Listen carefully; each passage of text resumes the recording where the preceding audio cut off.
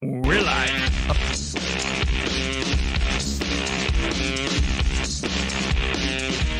I don't have to tell you things are bad. Everybody knows things are bad.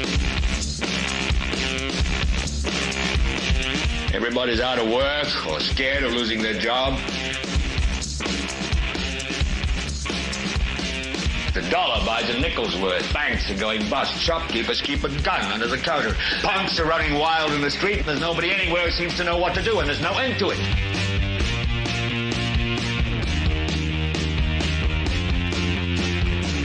The air is unfit to breathe, and our food is unfit to eat. And we sit watching our TVs while some local newscaster tells us that today we had 15 homicides and 63 violent crimes, as if that's the way it's supposed to be. We know things are bad, worse than bad. It's like everything everywhere is going crazy, so we don't go out anymore.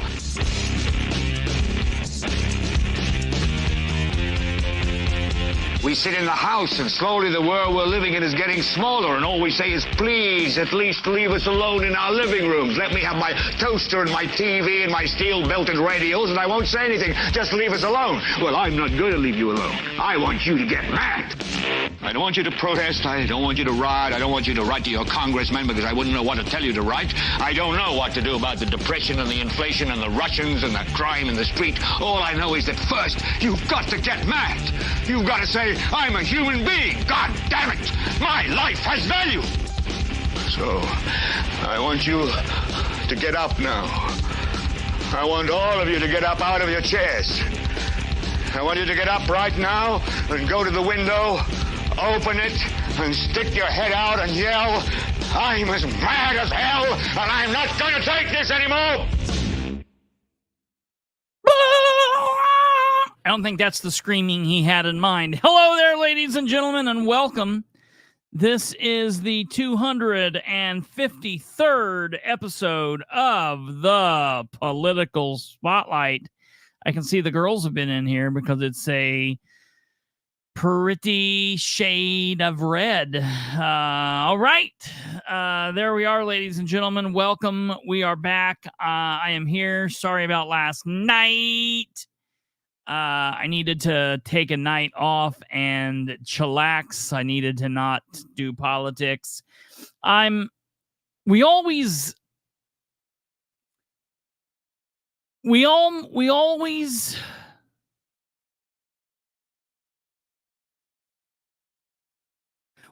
get to the point in the year, every year, and it's generally about this time of year. It's generally about June or July where everything stops happening. Nothing's happening. And it generally makes me moody. And I get like moody, and I'm just ready for the election cycle to kick in.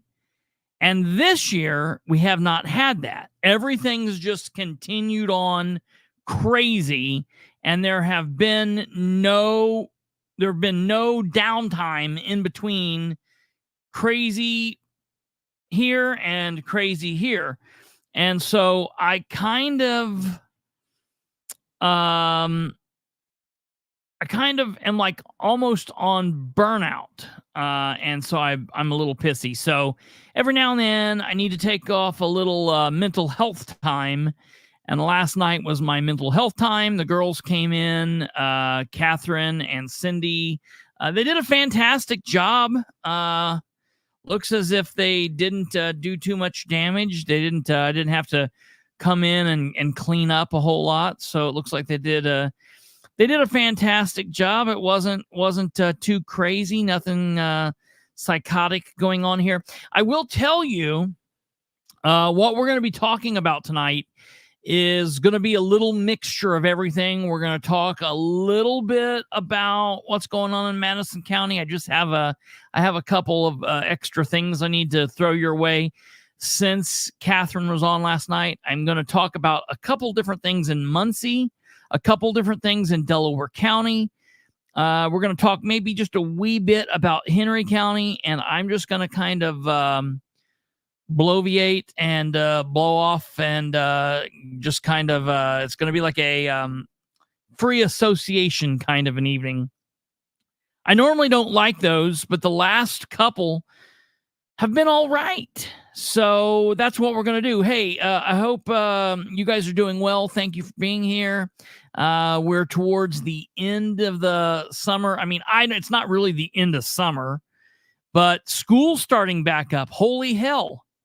And so I know a lot of people are doing last minute vacays. So the numbers are a little low. Nobody freak out. It is what it is. It happens like this every end of the July. But for those of you that are here live, wherever you're watching from, thank you. If you're watching from Facebook or X, or if you're watching from TikTok or wherever, thank you. Our main channel is on YouTube. It's The Political Spotlight on YouTube. YouTube.com/@thepolitical blah, blah, blah, blah, whatever. Those commands down at the bottom are there for a reason. They don't cost you anything. If you could, so kindly, if you're here on YouTube and you have not subscribed, please do so. It does not cost you anything. You can subscribe for free. You just hit the little subscription button. Once you do that, it will open up the bell, and then that will allow you to click the bell so you can be notified when we go live, when we drop shorts, when we drop static videos. Those are recorded videos and everything in between. That would be cool. If you could give us the thumb, hit that like and like this video. That always helps. If you're here watching live for this show, ladies and gentlemen, the 253rd episode, this is broadcasting live right now. It is 9:10 p.m. on Wednesday, the 31st of July, the last day of the month of July already. If you're here watching it live, please comment over here in the live comment box. If you're watching this later at your convenience, then comment down here. Above all else, we ask that you share the show with everyone you know and spread the word. That's what really matters. Before we get into this, I know the commercials are a headache, but that's what helps put the little bit of cash into our pockets and helps continue to float the show and make us do what we got to do and put gas in the tank and do those things. So I know they're a pain in the ass, but we're going to try to get them sorted to where they are commercials that fit our brand. Maybe do some live commercials where we will actually do the commercials mid-roll and whatnot. So we're going to be doing that, but it all means that we're growing, so it's a good thing. It's a pain in the ass, but it's a good thing. Hey, look, it means you more or less get this for free. You can become a member and pay a measly $2 or $3 a month if you so choose. You don't have to do that, or you can do a super chat thing or whatever. You don't have to do that. It's value for value. If you get something out of this, then if you feel free to watch us and not give us anything, I am more than fine with that. What I want is to help spread the word and get the message out. That's what it is about, ladies and gentlemen. So that's that. Number two, real quick, I got to ask this. I got to get over here to the comments. Give me 1 second. Let me get to the comments. Kid Rock. Did it do any damage to your car? I've watched that. I've watched it like 10 different times. And I don't see the tire rock. It did damage. It did damage to the car. That shocks me because I didn't see the tire rock. I didn't see the puddle move. It blows me away. That shocks me. Interesting. The first thing I watched, because you appeared to be parked in a puddle, and what kind of damage to the car did it do?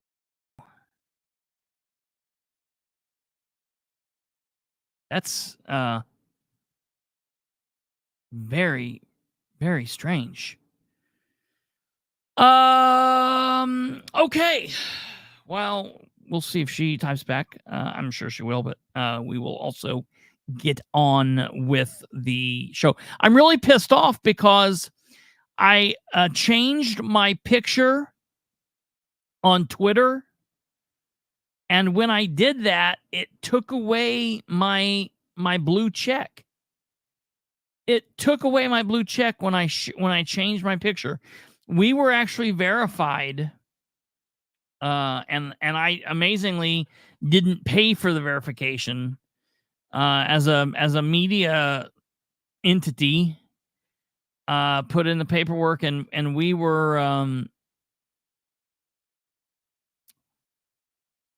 verified. But when I shared my picture, it took away my blue check. So I'm trying to fight those people and say, Elon, give me back my blue check. The video shows that it cracked the bumper of the car.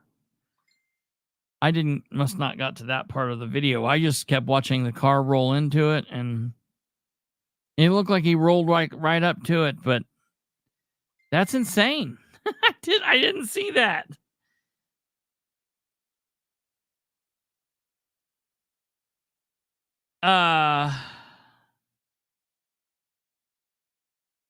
That's I don't know. That's very interesting. I don't know. Crazy. Well, watch out for those runaway. Watch out for those runaway mailmen. So I also have this to say. Today is Wednesday evening. Tomorrow's Thursday. This weekend, I'm going to do my level best tomorrow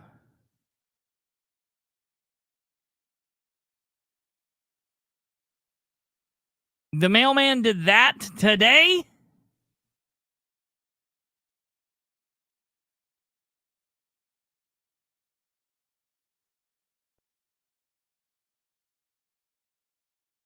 That's nuts. That's crazy. Interesting. What in the world? You know what? We're not safe anymore in the world. Even the mailman can get you just on a average, normal, everyday Wednesday. You never know. That's crazy. Well, did you call there? Are they going to do something about it? That's insane. And it's hump day. Well, because of that, on Friday, I'm going to try to get my hairs cut. I'm going to attempt to make an appointment tomorrow and go in Friday and get my hairs cut. So we will see if that happens. I don't know. I'm going to try. Okay. Other than that, ladies and gentlemen, we've got a show, so we might as well get started because we have got a lot to talk about. We have a full agenda for tonight's show. So grab a seat and let's get ready to rock and roll. You know, the prevalence of subpar governance is a matter of concern. It should be for everyone. It is evident at all levels, from local to national, up top to bottom and back down again. In every community, big or small, in this town and that city and that county, everywhere. It's like truly, if you want to talk about a true pandemic. Because I could probably show that this kind of chaos and crap and crud and corruption is going on even in the furthest reaches of the world. Those interrupted spaces of land where you've got the tribes that are out there still cannibalizing each other or doing whatever. They've got a form of government, and I'm sure someone somewhere's getting screwed over. I could probably show it everywhere. Yeah, it truly is a pandemic. It's like a grim scene from the Dark Ages. You know, one of the things that really kills me, I always say, like, I'm a student of history, and I love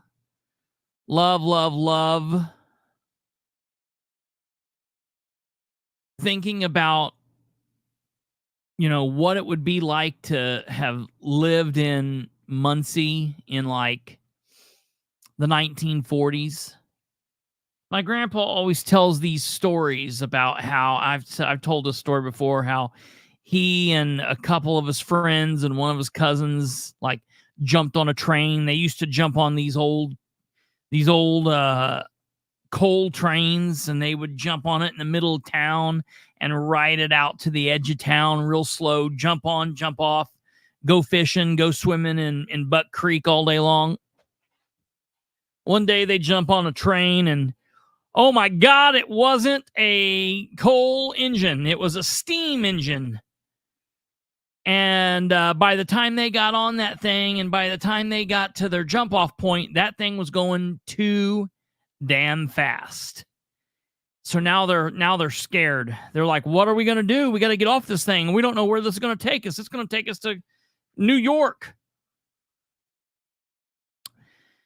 So they decide to jump off this thing somewhere like around Richmond.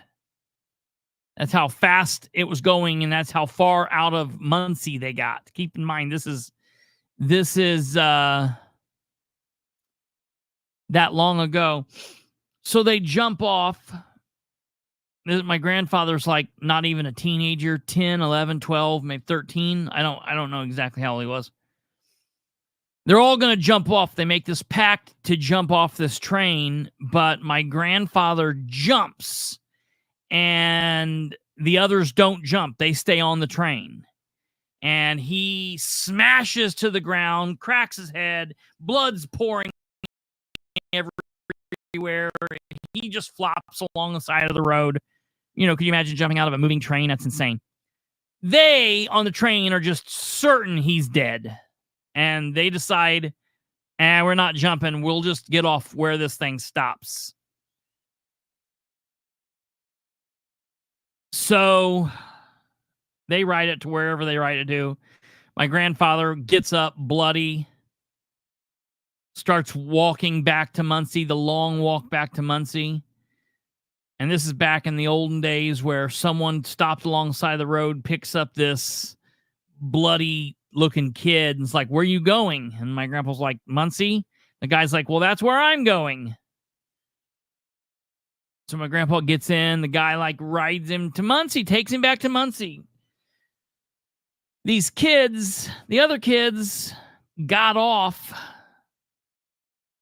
when the train stopped. They like got caught in like Cincinnati or something. One of the kids' parents is on the way to get him. They're all in trouble. They're like, I don't know, telling them my grandpa's dead along the road somewhere. That's crazy. Like, I would have loved to have been my grandpa's friend. That would have been amazing. I also think about what it would be like to have been born in like the 70s.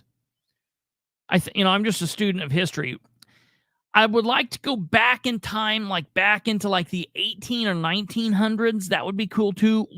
One of the times I do not want to go back to is like the Dark Ages. And I obsess about this, and I think about this a lot. And one of the reasons, well, first of all, I'm not a fan of anything really older than indoor plumbing. All right. I am a diva. Okay. That is definitely true. Matter of fact, I'm even going to put this up on the screen. Maybe I might just be a little bit of a bitch. I don't know. But I'm definitely a diva. I need indoor plumbing.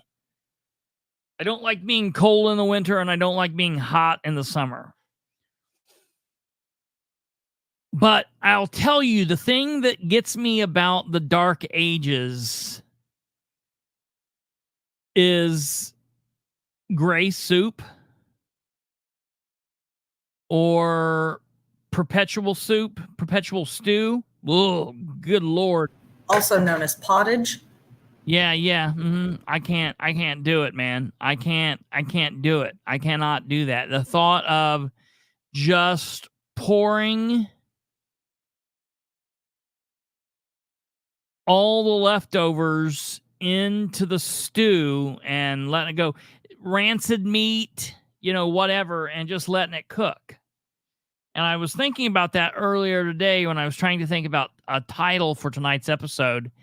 And I'm like, that's kind of what we've got going on here. Like that grim scene from the Dark Ages where people were in the grip of famine and would just start stew with whatever leftover food they had.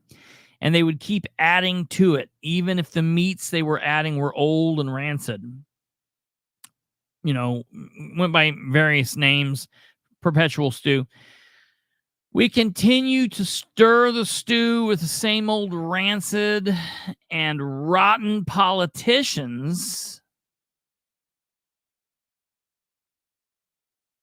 hoping for a better outcome.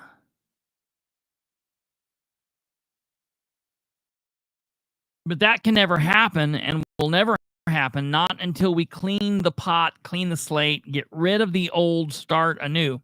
From Muncie and Delaware County to Anderson and Madison County, Winchester and Randolph County, and Newcastle and Henry County, and your neck of the woods, wherever you are, everywhere in between, your town, your city, your counties, your state. How can we ever hope for better government on the national scene if we can't even clean up our own backyards? And it frustrates me. I got to tell you, there are things that I actually have to pass over. I have a friend of mine, somebody that I trust very greatly, contacted me. It's probably been about a month and a half ago now and said, hey, everybody do you all remember the tornado from Winchester? March 14th. Remember the Oh, hey, I'm glad that I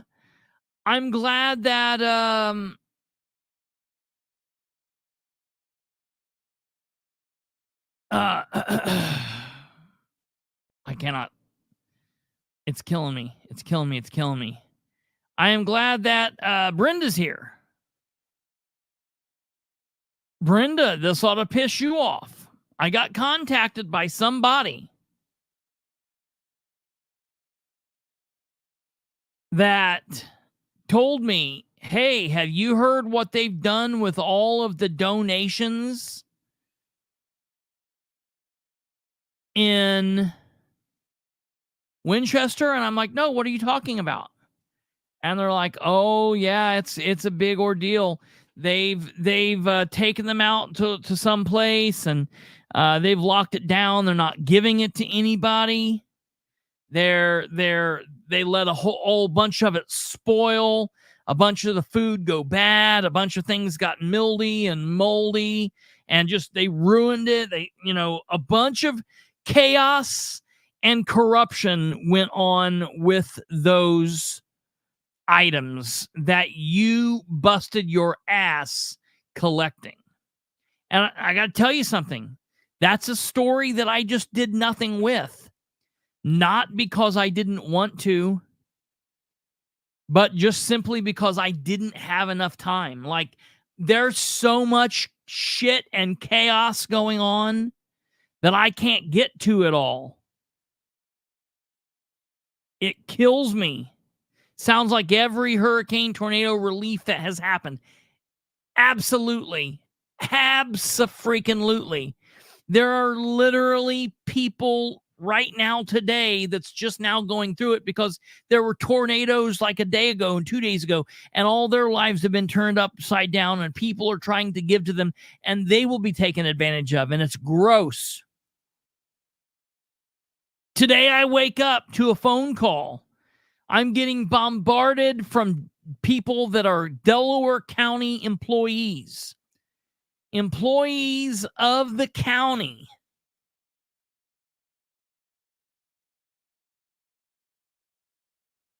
who are saying, hey, we didn't get paid today. My paycheck didn't go through today. My paycheck didn't go through today. My paycheck didn't go through today. I'm getting hit. I'm getting hit by overdrafts. I've got over $200 in overdrafts. Delaware County government just didn't pay their people today. Didn't pay them. Now I sent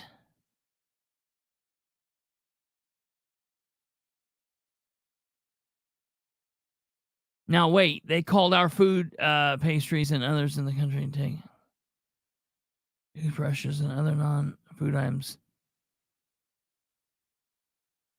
Wait, what are you talking about, Chris Bunner? Tell me what you explain. Write that out again. Explain to me what you're saying.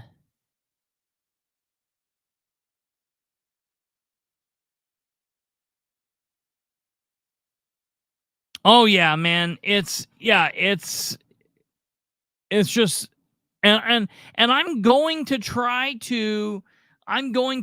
and see what I can do. If there's still more I can look into it, at least who we can point the finger at, we can figure out what the hell went on there, because I consider it a problem. And I don't think it's over. I think it's still going on. I just know that what I was being told, there was some stuff happening, and it was like, there was like a time crunch, it was time sensitive information, and I just didn't get it in time.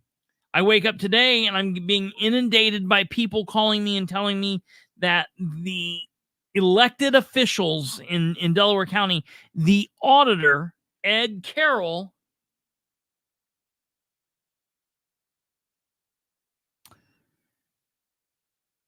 did not pay the employees of the county today. I sent him an email.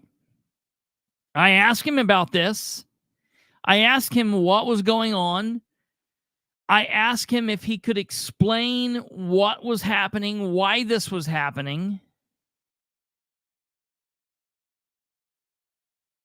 Did he respond?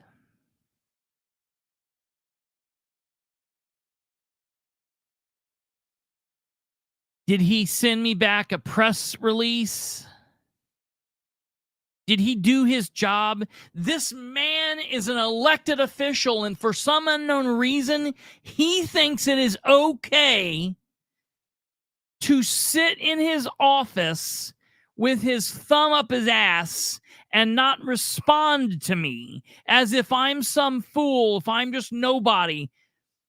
Screw the podcast.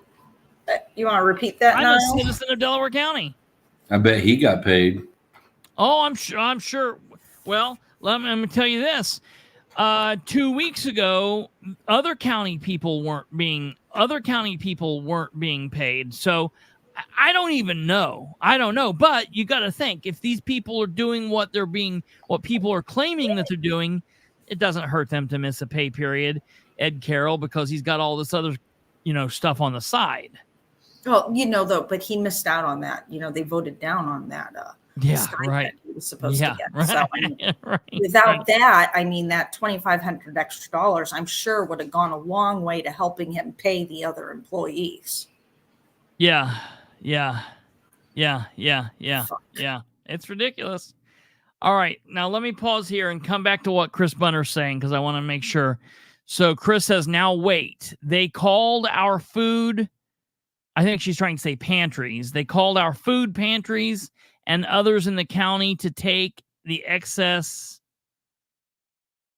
toilet paper, toothbrushes, and other non-food items. I don't know. Listen, I'm just telling you what I've heard. I'm telling you that multiple people have said, I can read it to you. I can read you guys what's been said here. Hold on. Let me read this to you.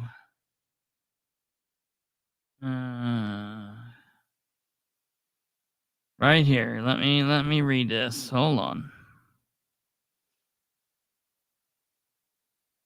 Okay, here we go. This first came into me.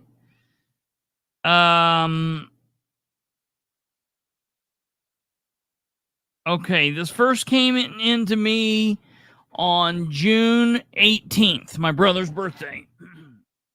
This person says, I might need some help trying to light a fire under Winchester's ass. You know all of the tornado donations? It sat in the county barn. The commissioners let the manager of Walmart have it all. I don't understand why the manager of Walmart would have anything to do with it. It's a for-profit business should not have been in charge of that. There are skids of food, water, clothing, toys, cleaning supplies, building shit, paper towels, lots and lots of dog food, but they screwed around and the raccoons got to it. New sheets, blankets, pillows, medicine, you name it. Apparently, a mission group is coming from Michigan and doing something with what they can with what's not been damaged completely. They begged and begged for donations and just gave the shit to Walmart. The commissioners did this. Why not open the doors and let people come in and get it? Better than letting it go to waste or wherever this group is taking it out of our area. We had the damage. Just found this out a couple of days ago. I don't know when this week, but that's what I heard. The mission group was coming. They begged for it to be donated, and they literally let Walmart manager be in charge of it. Okay, I got to be careful about some of that. I can't say.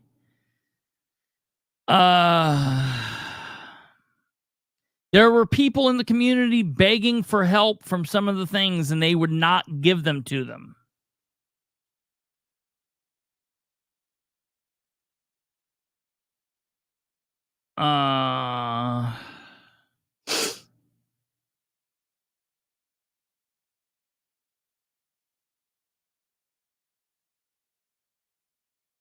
June 26th, heard through the grapevine Friday that Union City's Help Center will be giving away some of the tornado relief via a drive-through system. So at least it's going to some of the public there.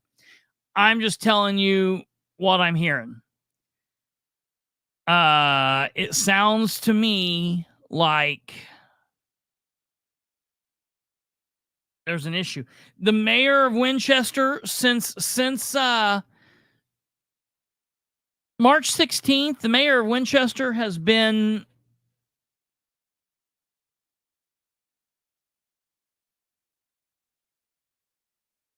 under a rock. You know, I don't know where he's been. You know what I mean?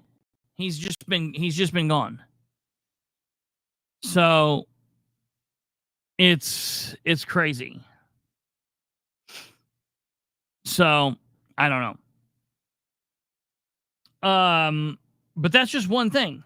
Let me tell you about this deal with what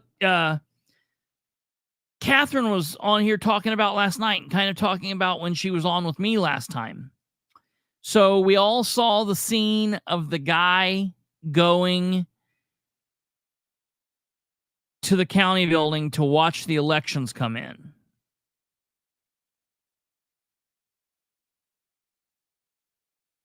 Listen, during the election night, this just last election night, the same night that he was kicked out of his county building, I went live from my county building. I watched the elections come in. I watched all of it go down. Matter of fact, I was the first person in Delaware County to break the election news that night.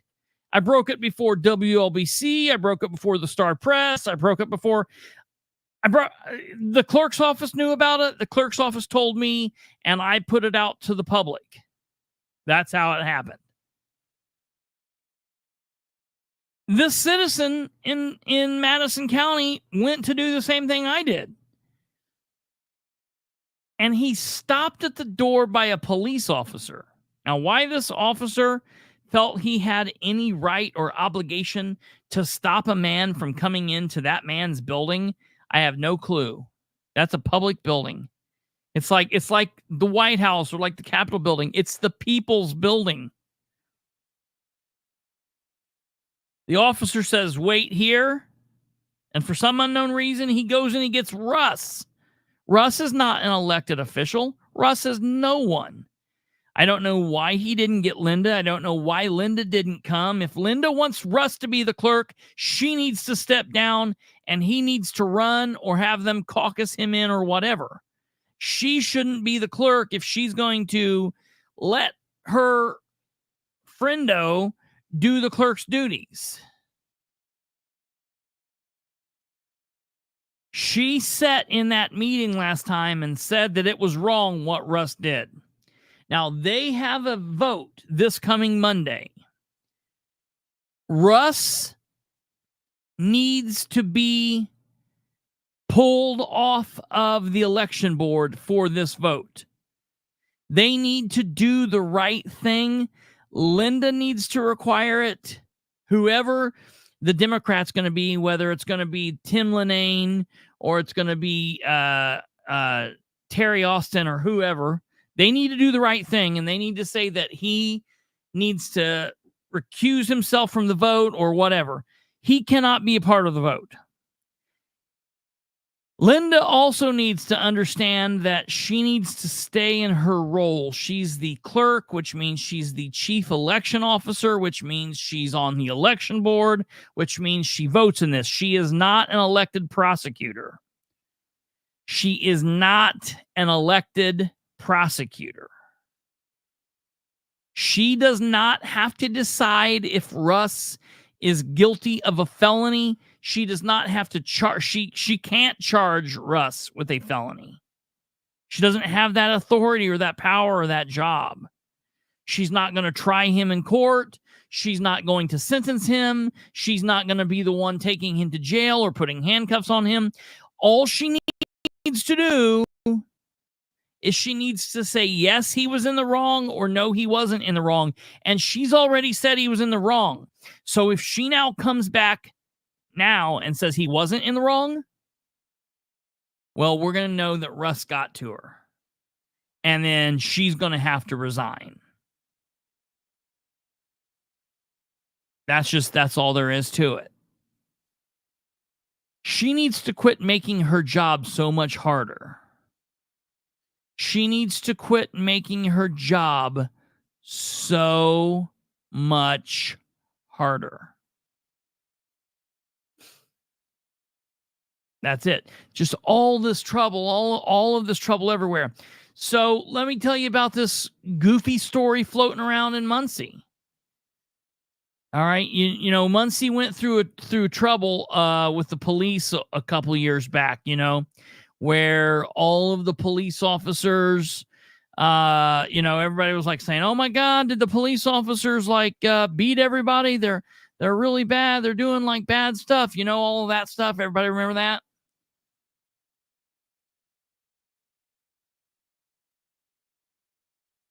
Well, the City of Muncie Police Department has been trying over the last couple of years to try and work through that and trying to get a better foot forward a better public image.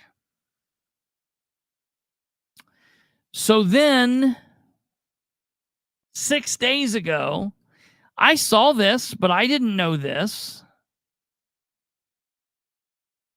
I saw this, and I know everybody, it's like, he's jumping. He's going from here to here to here to here. I'm just throwing it all out there. It's just, this is a stream of consciousness. I'm just showing you all of the problems. Just one place and here and here and here. Just showing you what everybody's dealing with all at the same time. It's chaos. Okay, so look at this. Look at this treat. 6 days ago, city of Muncie. Look at this. Oh, congratulations to the new Muncie police officer. I don't even know what Trayston Johnson, sworn in on July 22nd. That is beautiful. That's beautiful. Dan is like 3 foot tall. So this dude, what's he, like 2'5"? Like, what is the deal with this? What is the deal with the kid's mustache already? Like, that's a bit nuts. Dude, you're literally, you just got sworn in. Like, relax with the mustache already. Okay? Why does that matter? Why is that a problem? Well, it's a problem if you read this.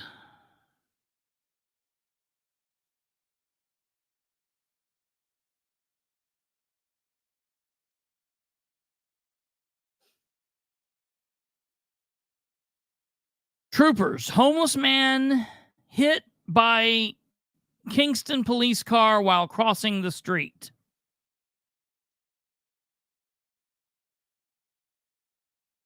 Highway Patrol has released the name of the pedestrian who was hit and killed by a police car cruiser Wednesday night. Okay, officials say Lyndon Williams, 53, walked into the roadway and was struck by a police cruiser traveling south on Dr. Martin Luther King Boulevard near Caswell Street around 8:30 p.m. The Highway Patrol says Williams was homeless. Troopers say Williams was crossing the street, while impact markings at the scene showed he was struck in the middle of the block.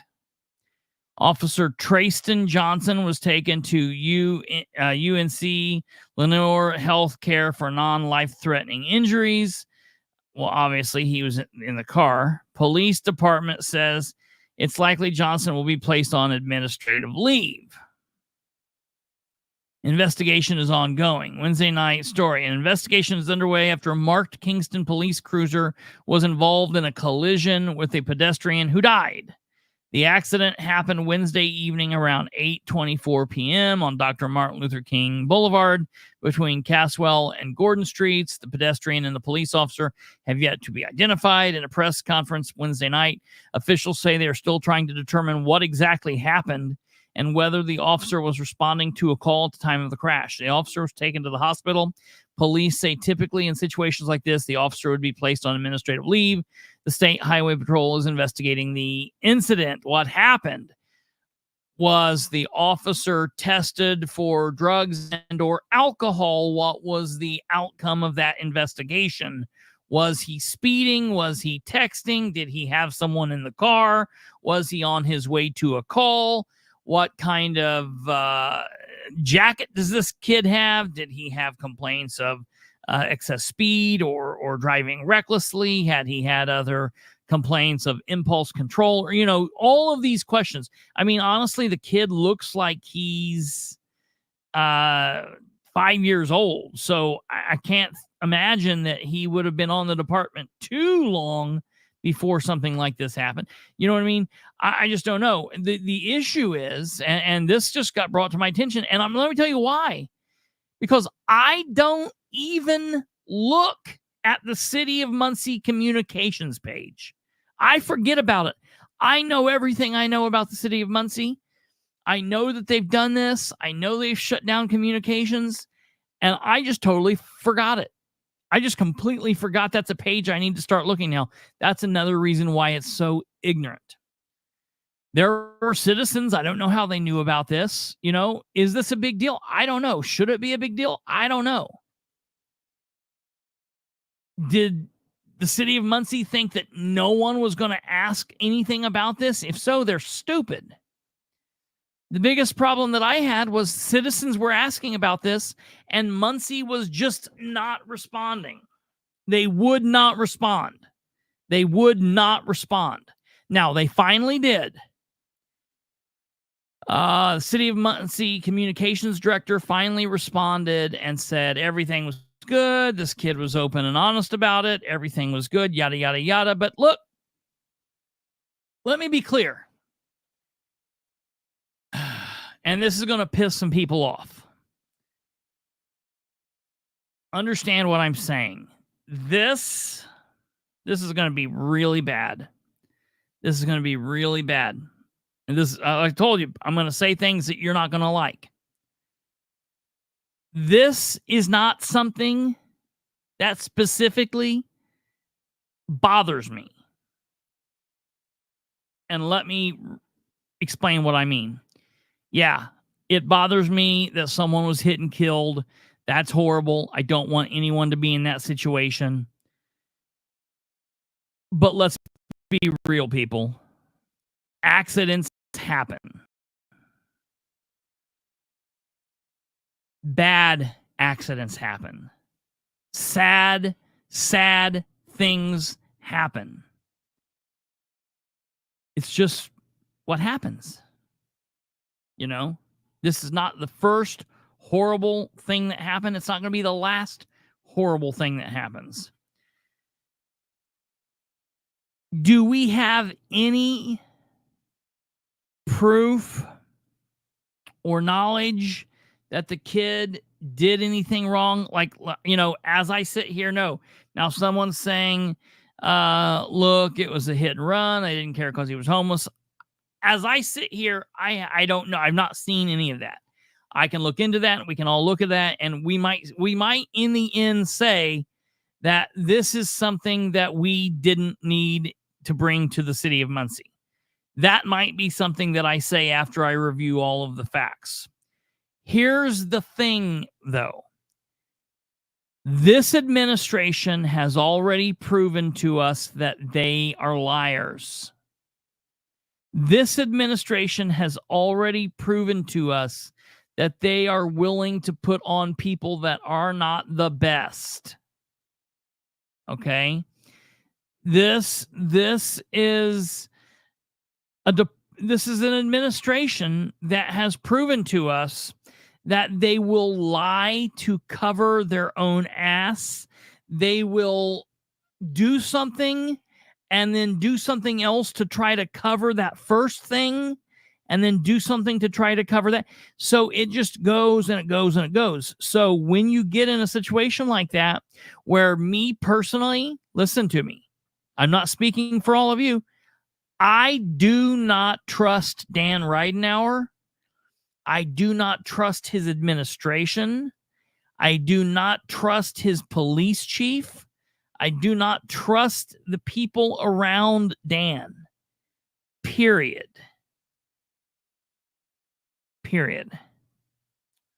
All right, right there. So GW saying, by the way, the county employees did get paid by 5 p.m. today.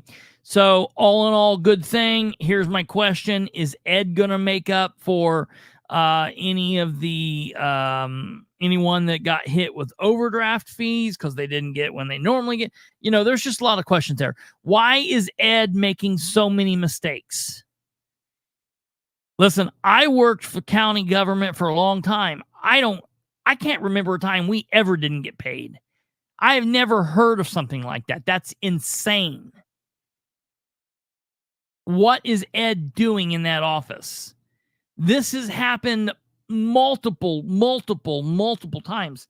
Hell, they can't even keep the credit cards paid. That's Ed's main job. I don't know. He is a ridiculous. This is just look at what all's going on. I've been talking pretty solidly for 49 minutes now. Just bang, bang, bang. I sound like I have ADD or I'm on meth. And all I'm doing is just telling you problem after problem after problem after problem after problem. And I'm not even done. There's more problems. There's more crap.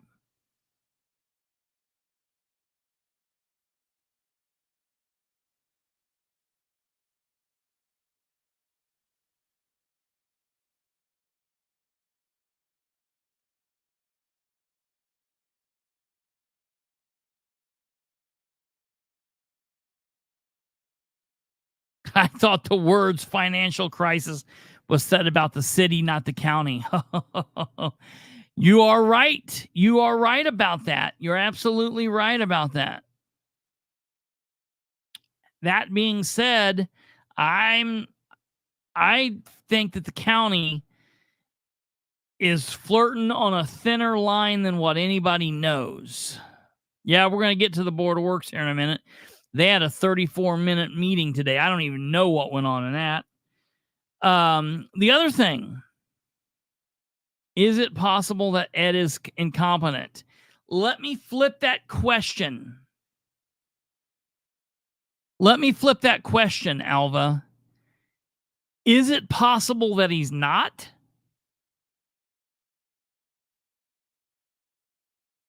Listen, he's absolutely incompetent. I want to know if it's possible that he could not be incompetent. I don't think it's possible that he could not be incompetent. Not anything that I've seen from him would show me that he is not incompetent. I believe he is fully just an incompetent person.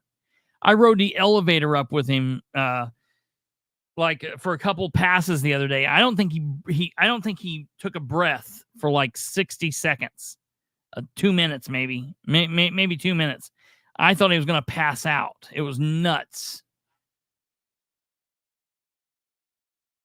If we would have been in the Randolph County elevator, he would have died. He would have stopped breathing.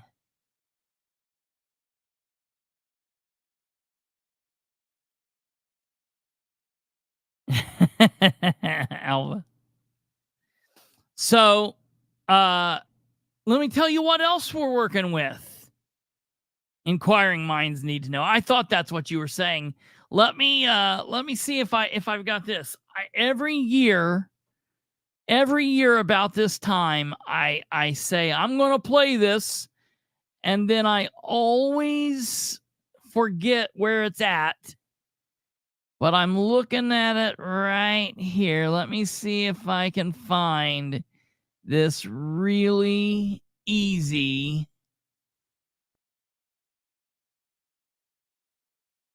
without a problem. Let me see here. Okay.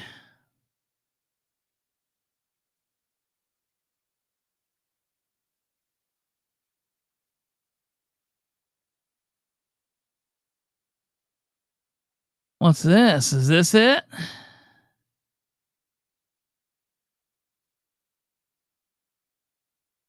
In 1 second, folks. I should have had this pulled up already, but what did I tell you? It was a stream of consciousness.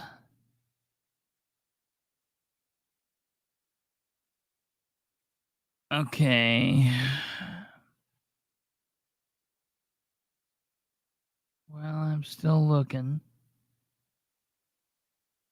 Okay. Is this it? It says, it looks like it should be. It says Dan's words.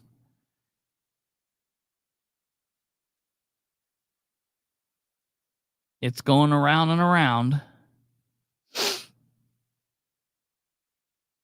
Uh-oh.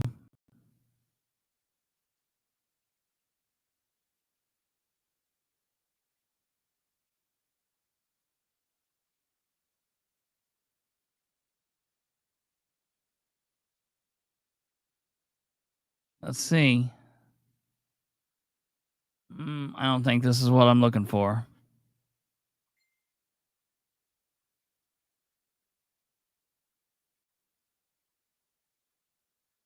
One second here. It's going to play. Yeah, I don't think this is it. Does anybody remember?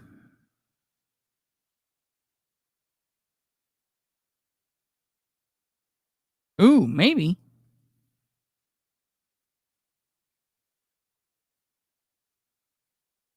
No, that's not it. Okay. Well, damn it.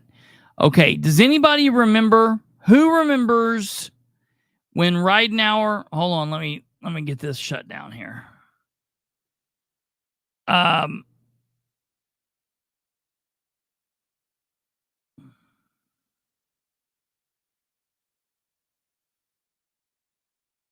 Does anybody remember when Ridenhour was campaigning in 2019 before he actually took office? And he was saying that he was going to promise when he would have the budget to the council.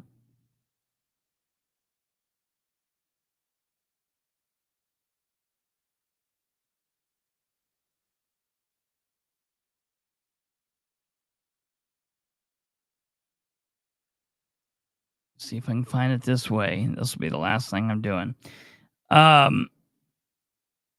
Dan told everybody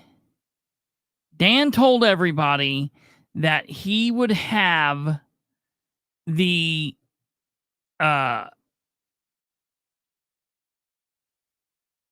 budget to the council on or before July, so that the council and he could start working on it together. Okay. And he has never once done that. Not one time. I found it. I knew if I keep going, I would find it. I'm going to play it for you right here so you don't have to take it from... Oh, look. Look how funny this is. Wait till you see this. Hold on. This is going to be comical.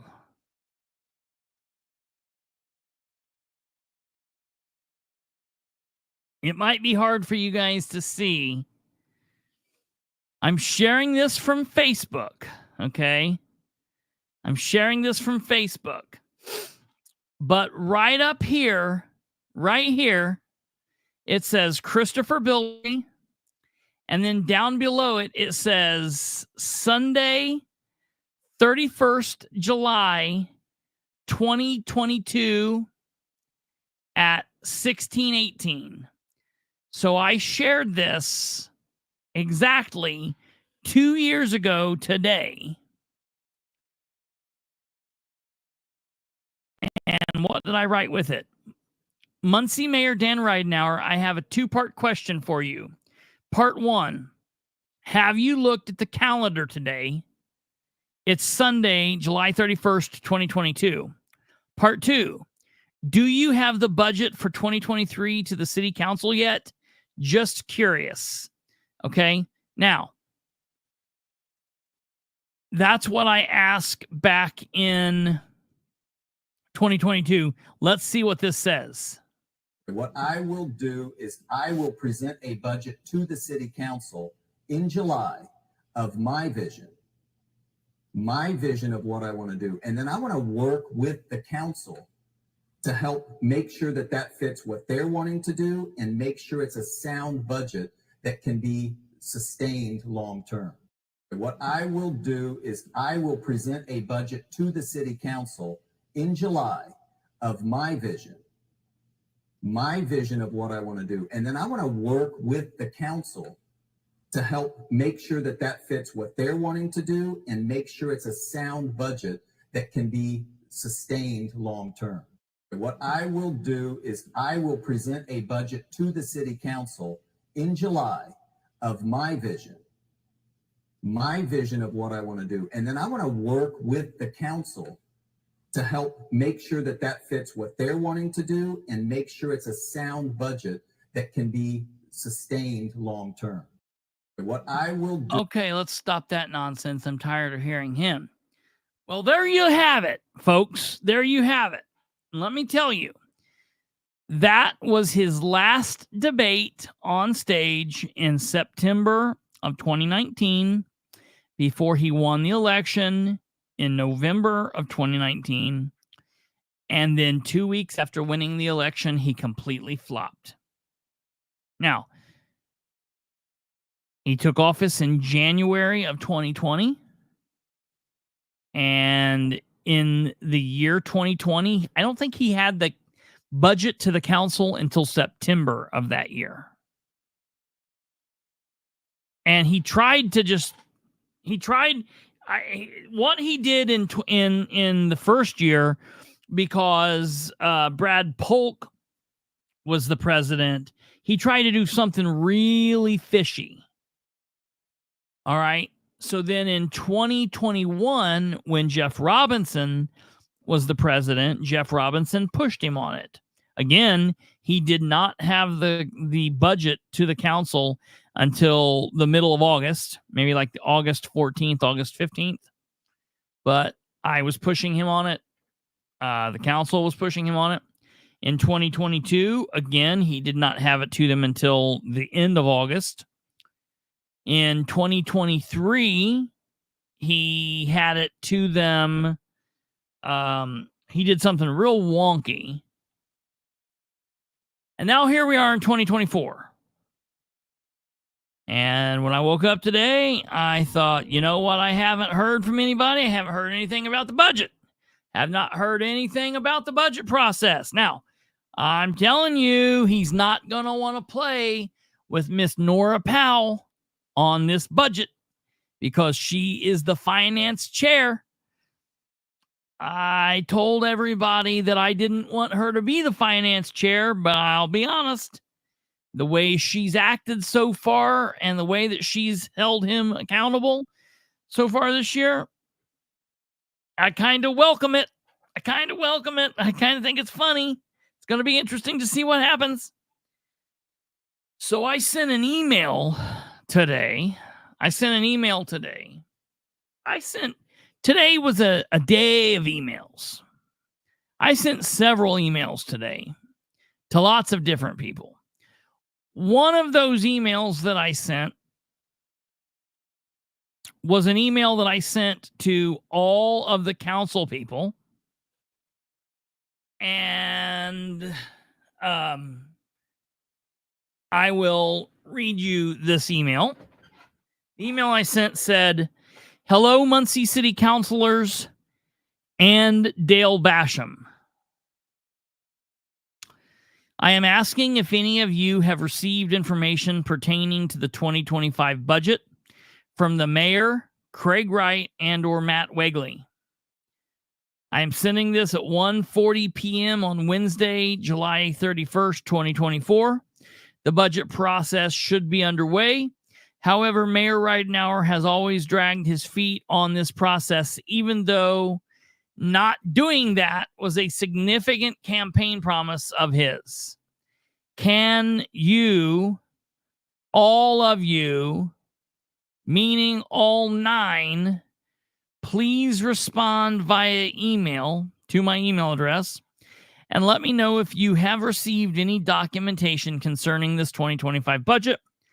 Also, I want to verify whenever the budget process starts that you will be holding the budget in a budget work session in some form of a special meeting at, say, 6:30 or 7 with all 9 counselors present and part of the process, similar to how the council did under Robinson's leadership. That was a good way to do the budget process. So I've sent that to the council. And I am currently, I'm currently waiting for a response back. I have not heard a response back, but I always give them Oh, look here. Okay. Let's see what we've got. We do have a response or two. Let me see. Okay.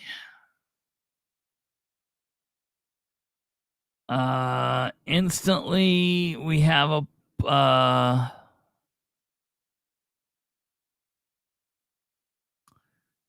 response from Rose Selvey. Rose Selvey says, Mr. Bilbrey, just checked my email and there was nothing in my inbox. I will check again in the morning. Best, Rose Selvey. So Ro has responded.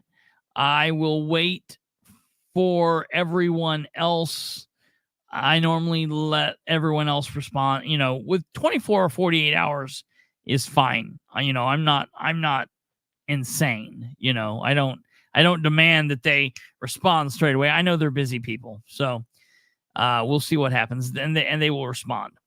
The next email I sent pertaining to the city, this was not very pleasant.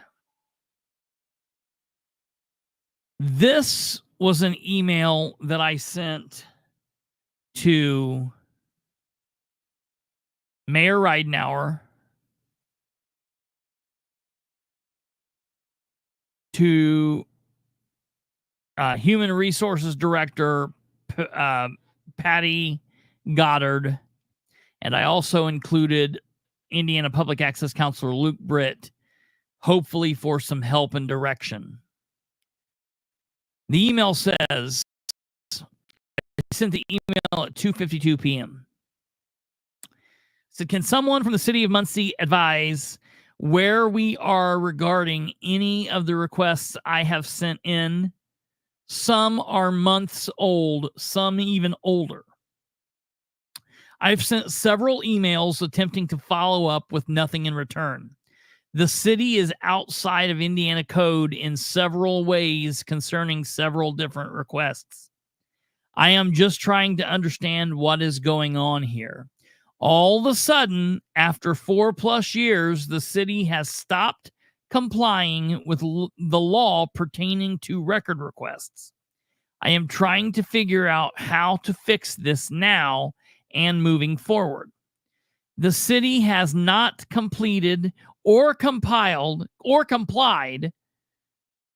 The city has not completed or complied with a public record request for me since Micah Wilson left, which was in April 2024. Many of these requests are straightforward. The requests are for documents that are not hard to compile. In many cases, completing a request would be as simple as hitting print. The delay makes no sense. It's ridiculous. In my opinion, one of the worst sins here is the lack of communication.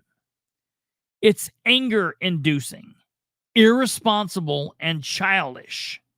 And in many aspects, it does not fit within the boundaries of the Indiana Code. So can someone please advise what is going on here? Luke, do you have any suggestions? I could file complaints on all of this, but there would be several complaints. The worst part is that I'm not the only person in this situation. Several people are claiming the same treatment. The scary thing is, when Goddard took over for Micah, we spoke and she informed me that in her role as personnel director for other governments, she had not been responsible for the APRA requests, which I completely understand. That it's a weird position to do these. Most people would think the communications director would do it. The thing is, under the Tyler administration, the communications director basically was the personnel director. That was Sarah Beach. She did most of the communications and she handled the record request. In this situation, Dan has a separate communications director, but he still has the office that Sarah was in handling, and that's part of the problem. But she at that time told me that, I've never had to do this before. And I'm like, well, okay, that's fine. I told her then, though, it didn't matter if she's never done it before. The fact that she is to do it means whether she likes it or not, it's still a job that she must comply with. She doesn't have a choice. She seemed unhappy at having to do them. She repeatedly told me that she was only a middleman and the messenger, which I get.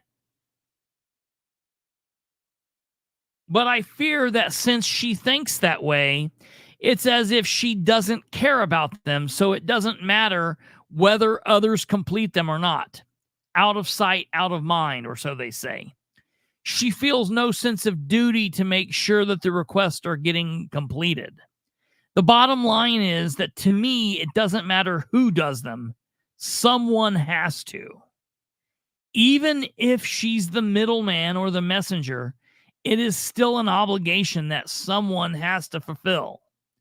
The point is, the city of Muncie has not been completing requests for many different folks and organizations, myself included, for many months now. It is not acceptable, and we need to figure this out ASAP. I'm telling you, after this email, my only other choice at this point is to file the complaints and to have an attorney start the process of dealing with this. I absolutely hate that. You don't understand.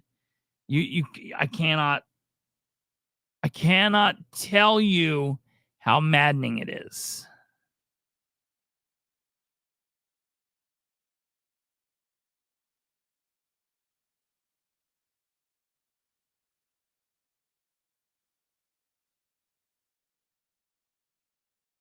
It's just so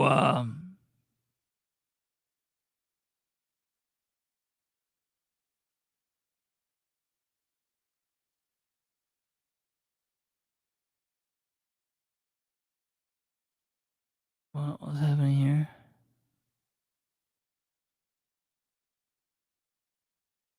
Just don't sound like my emails and you may get responses, Chris.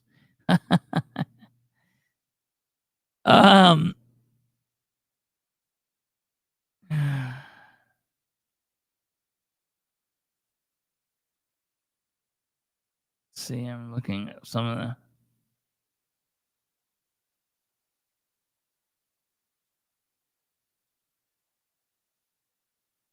I'm looking down at the comments. I haven't seen your comments here in a minute. Well, Alva, I need to take what? And are you talking about taking the video of Dan? I can have it ready on my phone and play that at the next. Yeah, I mean, these are questions that need to be brought up. The council should be working on this. Listen, each year under the council that Nora was on, I'm talking 2011 to 15, and then like a 16 to 19. She always had 4, 5, or 6 different budget workshops that they would bring in different department heads and really ferret through the budget that the mayor put forward. And it was a big process. Now, that was always under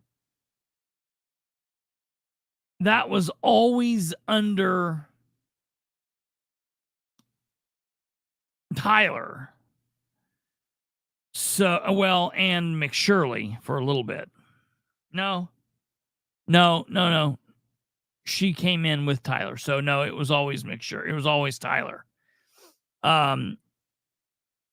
So it'll be interesting to see how she and Dan butt heads over this, because they've already been doing that.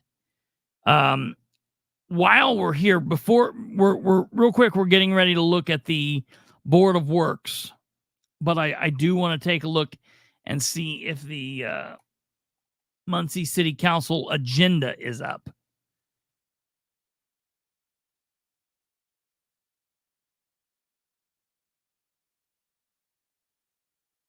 I'm telling you, folks.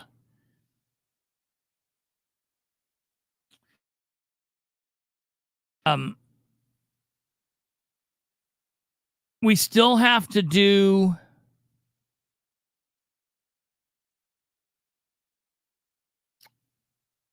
an episode on the Henry County, what Henry County's been doing in a couple different meetings that have been of importance over the last couple of weeks. I still have to do an episode about the response, about Sproul's response to our memo. We'll probably do that tomorrow. And then Brandon and I, coming up here real soon, are going to do something on property tax. That's going to be a big show that people should definitely pay attention to. Let me look here. Yeah. What is this?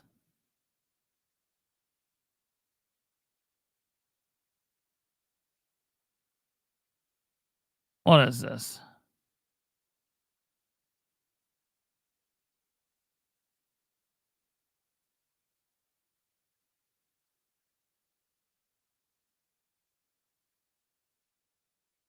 Okay.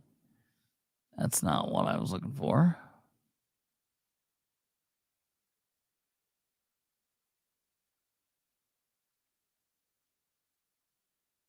Absolutely crazy to see how the city of Muncie, how crazy the city of Muncie has become with their lack of communication.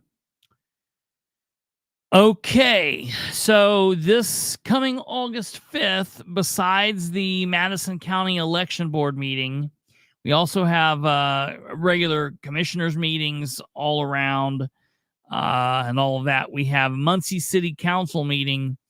The regular meeting will start at 7 p.m. However, there will be a public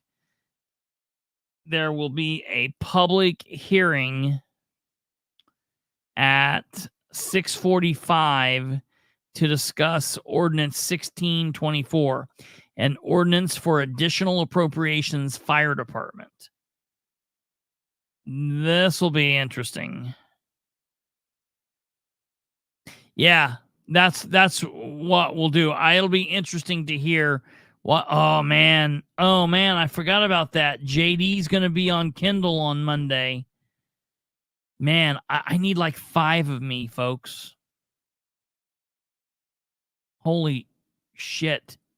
I mean, Kate and Brandon are good and we kick ass, but it's like just, we're drowning here. Okay. Right. Ordinances previously introduced. So these are ordinances that were brought up last time. Ordinance to amend the City of Muncie Comprehensive Zoning Ordinance from R4 Residence Zone to the BC Community Business Zone. This is 1300 South Liberty. All right. New ordinance. An ordinance for additional appropriations, fire department, EMS. We'll look that up here in a second. That's the only one. Wow.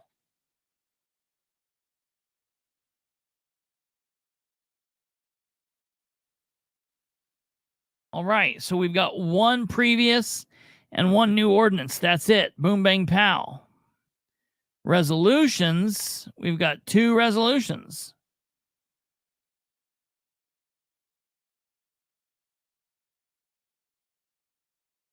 Okay, this is interesting. Common Council of the City of Muncie, Indiana, Preliminary Economic Revitalization Area, Real Estate Tax Abatement for Greater Muncie, Indiana Habitat for Humanity, 1704 East Hines, and then 724, a resolution of the City of Muncie reaffirming support of the AFSCME Union and encouraging negotiations to continue for the 2024 year.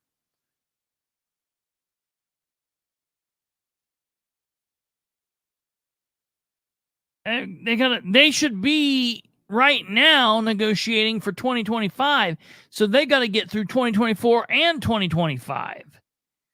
Man, the city of Muncie is screwing this up so bad. Then we got tabled ordinance, groundwater, tabled ordinance about the money. And then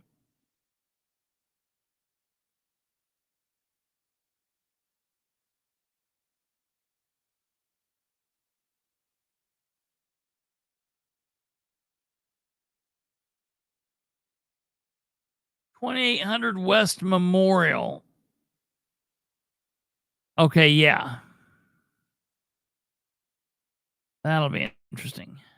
So, looks like it should be a quick meeting. I will have a lot to say in other business.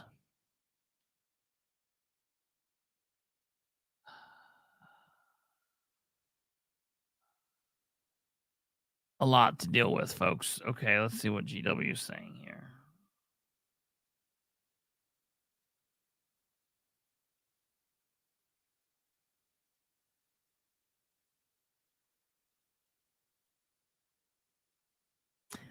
Oh, yeah. GW sent an email to people with the open door and sent me a copy of the email. Now, I'm not going to read the name, but he says, okay, it says, Mr. GW, thank you for your inquiry about 1,200. Wait a minute.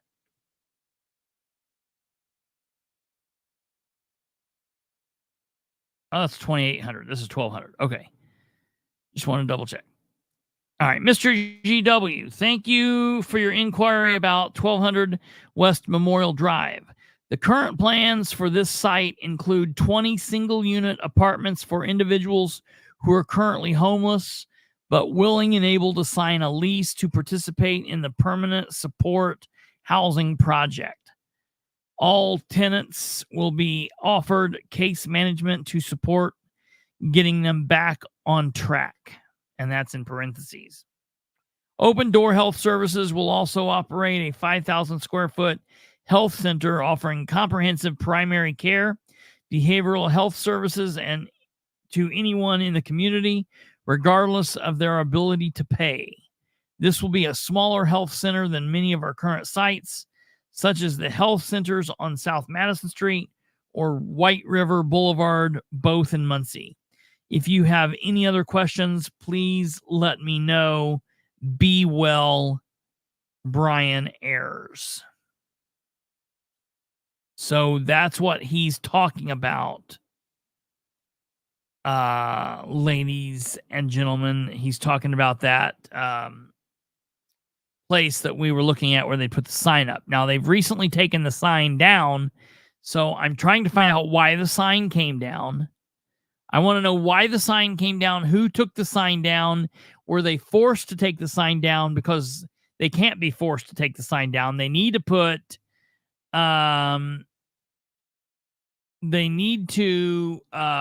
the sign back up. So I'm going to try to find out what's going on with that. I'll shoot you a text privately and give you some thoughts that I think might be a couple good questions to ask. It'll kind of let me know behind the scenes, but I don't want to put out in the open what I'm thinking yet. I want to be able to ask them before they know it's coming. So I will send you some information. So that's that. Okay. Before we leave, be well, is that, yeah, right. Before we leave, I do want to go through the Muncie Board of Works from today. It's like 34 minutes, which blows me. Oh, no. See, this is just what happens. It just keeps coming at us, just more and more and more. That's what I'm telling you, folks. It's just ever never ending stew, this permanent stew that just keeps on a bubbling. However rancid and nasty the meat is, however horrible and god awful the politicians are, the public servants, the non-public servants. Looky here, folks. This is a beautiful picture of inside the crisis center. It's coming together. Yay! Here's a glimpse of the lobby area, still in progress. The hiring process has started, and we're getting closer to a grand opening. I don't think so. I think we're still quite a ways away. I mean, look, none of the trim's been put down. None of the flooring's down. I mean, they are still quite a ways away. They can fool themselves and lie to themselves and talk. You know, look, they were paying IU and telling IU to be hiring people. And IU eventually had to drop the ball on them. So I don't give a shit about this. This is all just sycophants wanting to make the emperor look like he's beautiful in his clothes, you know? They never can tell him he's naked. It looks like, yeah. It's been in a crisis from day one. Sounds like the apartment building at Weiser. It does kind of sound like that apartment building at Weiser. Oh yeah, I need to figure out. It's going to be interesting to see what the deal is. Yeah, I don't know. That's interesting, Tweety Bird. Okay, so now on to the 34-minute Board of Works. Who knows what these people could have been doing for 34 minutes? Let me tell you, it wasn't discussing like money and money's going out. And they still did that in just a matter of minutes. First, it's amazing. It's gone so fast. If you could please rise for the Pledge of Allegiance. Present. Present. Present. We've been presented with the minutes from the July 24th meeting. If we could have a motion to approve as presented. Yes, I move approval of the July 24th minutes as presented. Second. Okay, any comments or questions?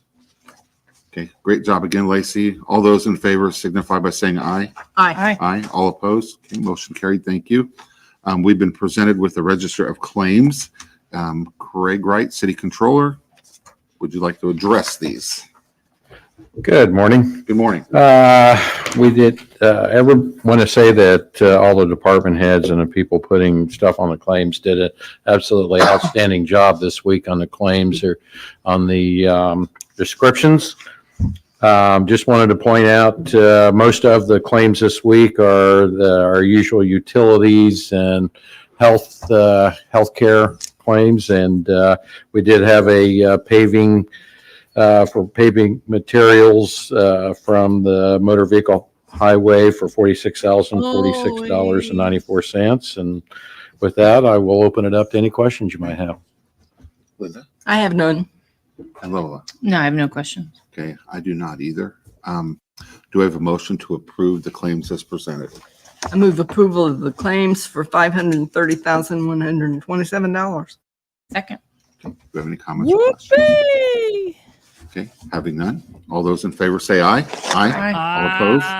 Thank you, Craig. Thank you. Motion carried. We have some unfinished business, a professional services contract approval for City Hall vending. Mr. Adam Leach. What? Morning, Adam. Good morning, Adam Leach, City Engineer. So this is from the Mayor's Office. This is a contract with FSSA, which is a company that the state has a contract with. They help folks with disabilities, primarily blindness. And this is really just for stocking of the vending machine in City Hall. So this is a follow-on of the state contract. So that's as much as I know. And here we go. And this is for 4 years. Yes. Why is he doing this? I move approval of the professional services contract with FSSA. Second. Okay, we have a motion for first motion and a second. Anybody have any comments or questions? Okay, all those in favor say aye. Aye. All opposed? Thank you. Motion carried. We do have an item 2 with the Office of Community Development, but we are going to table that motion or that business until further more information is given. So let's move the new business. First, we have a street closure application for Muncie Outreach for August 31st. Good morning. You can state your name and a little bit about what you're doing. Sure. My name is Jari Knowlton-Smard. I'm the interim executive director of Muncie Outreach. We are having a Pride Festival August 31st. Last year was attended about 2,500 people on Cannon Commons. So we're looking to close the same streets as last year. Okay. I do We have. don't have the mic isn't on, is it? Oh, I'm sorry. I can get closer. Okay, thank you. It's because I'm short. Oh, no, back up. I do have one question for you. Sure. Just a little concern I have about the closure. We're going to have it closed, it says from 8 a.m. to 9 p.m. Yes. And according to the request, you're closing, we're going to close Walnut from Charles to the Circle. Mm-hmm. And then also we're going to close Mulberry from Charles to the Circle or Seymour. Question I have is, people coming up from the 12 south hours? on Walnut Street have no way of getting around downtown if Mulberry is closed. So when they come up there, they won't be able to make that turn. How are we going to direct that traffic around? Because otherwise they have to go all the way around downtown. Are there going to be signs and people there to help or with that? Or because that's going to be a big detour. So we'll put up signs ahead of time that we're making that closure, but then if needed, we can put up signs letting folks know where to go. Because that's going to be, you're going to route them all the way over to Madison. Howard Street.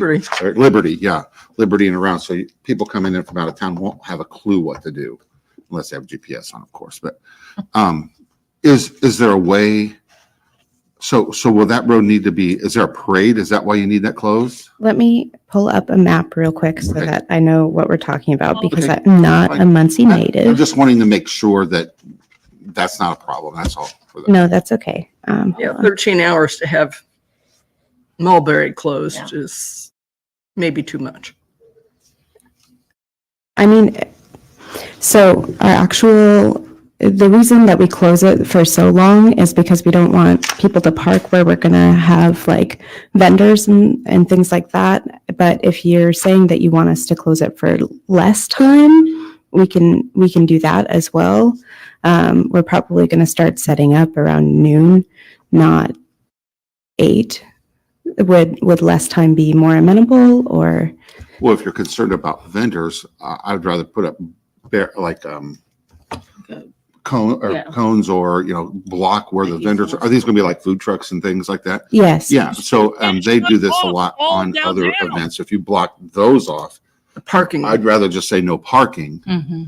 If it's a safety issue, we want to be very sensitive to that, and that's why we close. Right? It will be a safety issue because we have quite so many people, and that there are vendors all over, and so them being able to access all of them, it would be a safety issue for them to be in the street and then get hit by a car. Wait though, because in all fairness, Muncie cops only shut down Walnut, so people could still get around on Mulberry. She's literally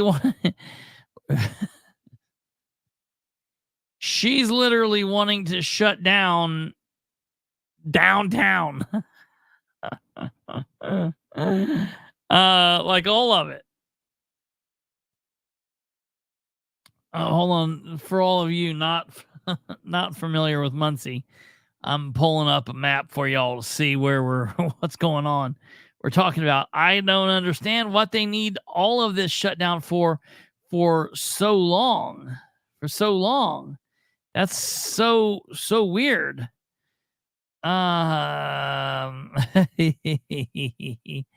Okay, so basically, what we're looking at here is hold on.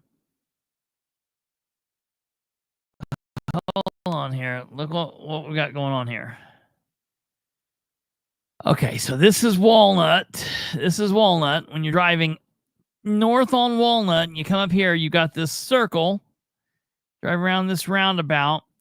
You can either go this way and go straight up Walnut and keep driving up the center of the city, or you can come up here and you can cut onto Mulberry and you can go this way. If you block off both Walnut and Mulberry,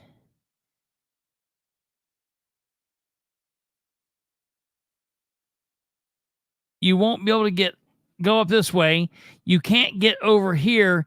You would literally have to, I guess you could come up here, you could turn on to Powers, and that would take you this way. There's no way that you'd get over in here. I just don't understand why you need both arteries shut down for a parade. I've never seen any other parade need both of those arteries shut down, and for 12 hours. Like, that doesn't make sense to me. Like, Walnut, I'm fine with.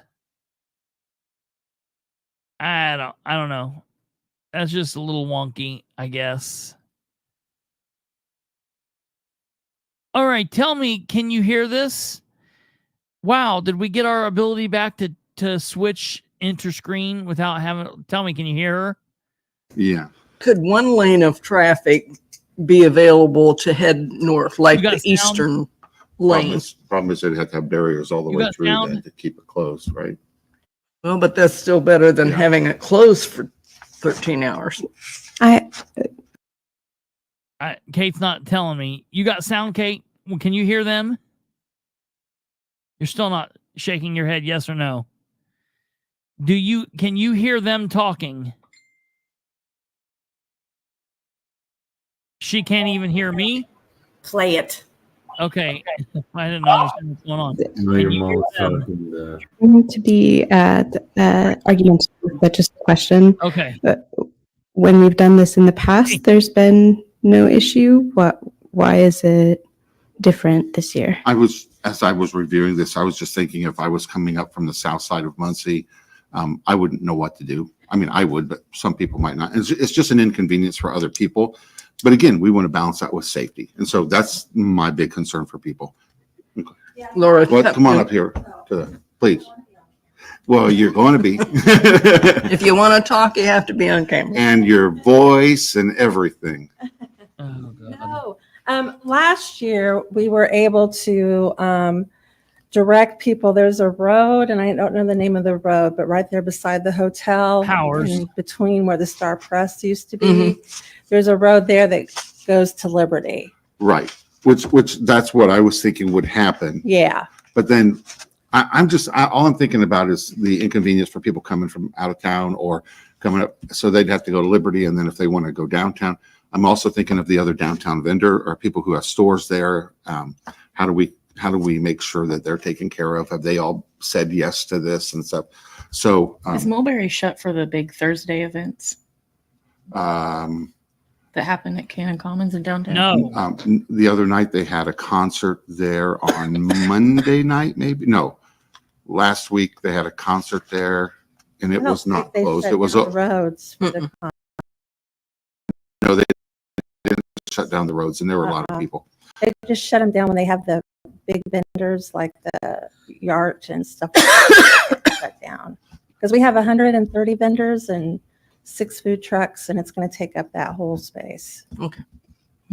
And there is approval by the Muncie Police Chief and the Muncie Fire Chief. Yes.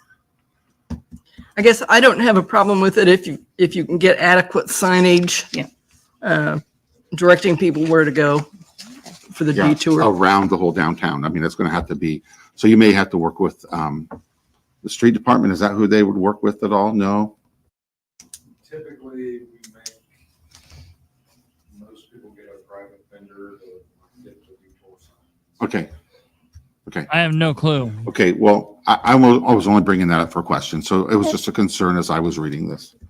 And since we have this signed off by the fire chief and the police chief, I'm okay with it. So if the thing that we would love though is if we could close it down for the minimal amount of time possible.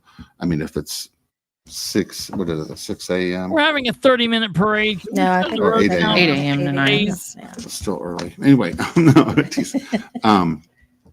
about when you really will need it, that would be very much appreciated too.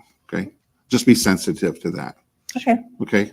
Okay. Any other comments or questions? No. Do we have a motion to approve this? Oh, we did that. didn't we? Okay. No, we the didn't. old we didn't. man Okay. said, "Take I move me to a approval good of the house." street closure and parade permit. Second. Okay.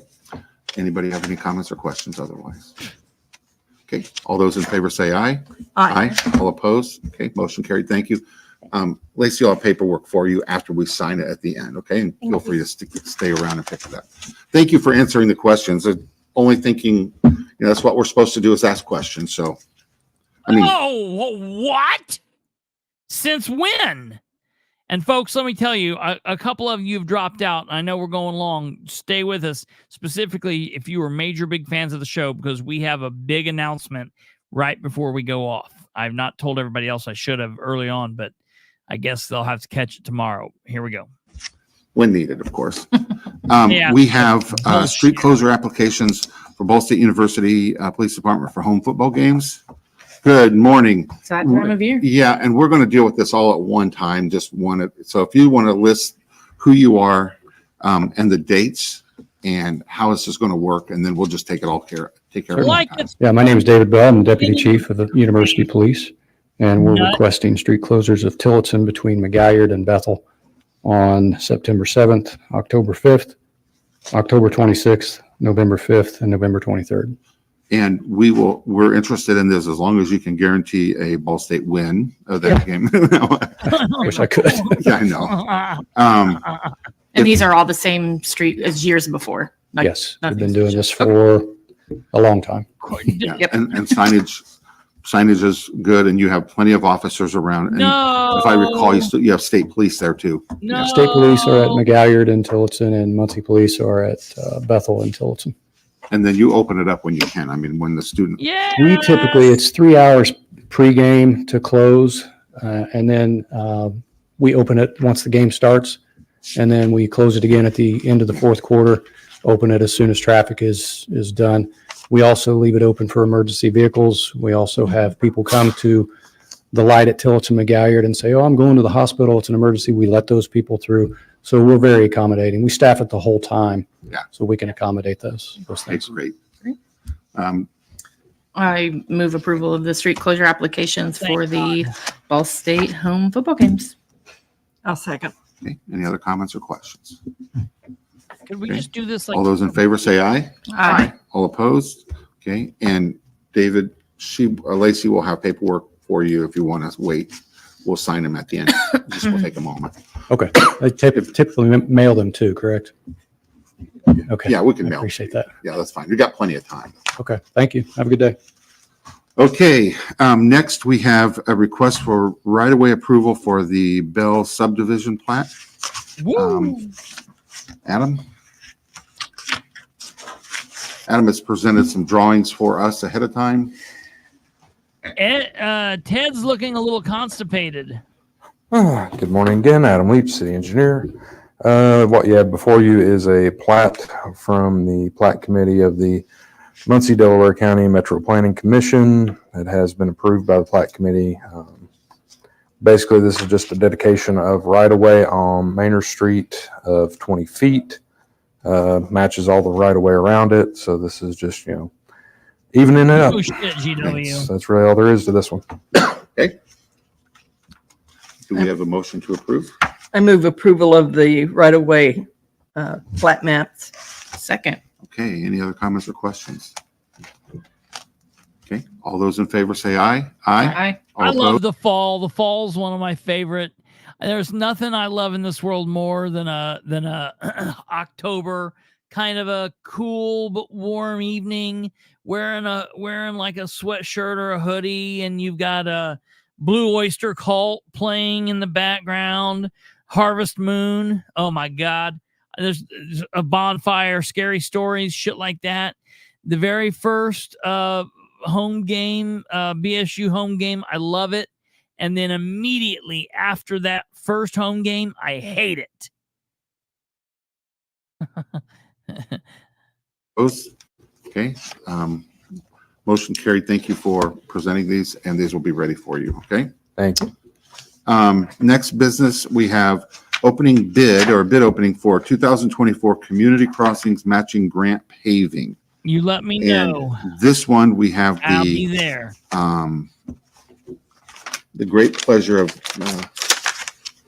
Linda Gregory gets to open these for us. We And have one. Ow, a paper we just have one for that? Okay. And she will read the bidder and the bid amount. Then more than likely we'll submit those for consideration. Okay. Okay, this is from E&B Paving, Read it to us, Linda. and the bid is $683.62. Is there alcohol included? Okay. Better be for that amount of money. On that one, we will submit that for review and approval, right? Yes. Okay, thank you, Adam. Next, we have opening a request for proposals for the Tilson, called the Tilson Bond Project Design and Build Services. The what? We have several on this one. The what?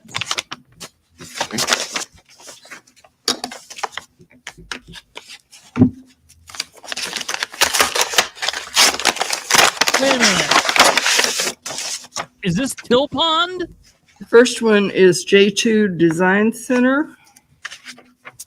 We have opening a request for proposals for the Tilson, called the Tilson Bond Project Design and Build Services. You mumble mouth idiot. We have several on this one. Scared to set up there longer than 10 minutes. Diarrhea in the mouth, man.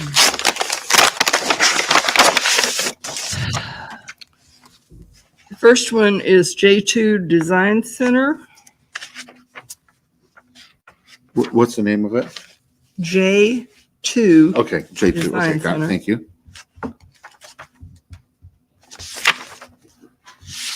Finding the bid may be a problem. Let's see. So just as a note for the board, these are requests for proposals, so price is not the only consideration because this is a design build project. Somebody tell us what this So this is the is. whole scope of the project. Here's what we're proposing, and here's what we're proposing. Here's the cost of what we're Yes. proposing, but the Yeah, proposals it's- could be different themselves. Well, since it's Okay. design build, it's not fully designed, so the actual end price is probably going to be different. So the price they're quoting is based on a concept drawing and what they think it will cost to Okay. A, finish the design, then B, actually construct. Thank you. Sorry, Linda. I have a construction subtotal, total construction, total design. You want all three of those read or just the total? Just the total. $1,472,077.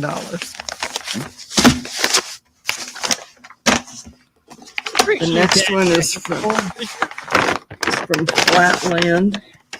Flatland. Okay. So this is Till Pond. I'm interested. What are they trying to do at Till Pond? Okay. We're going to have to start. This is watching. Flatland Resources. Something's going on out there. Something's going to be going on out there. The price per the basis of the RFP is $931,094.40. The third one, I thought those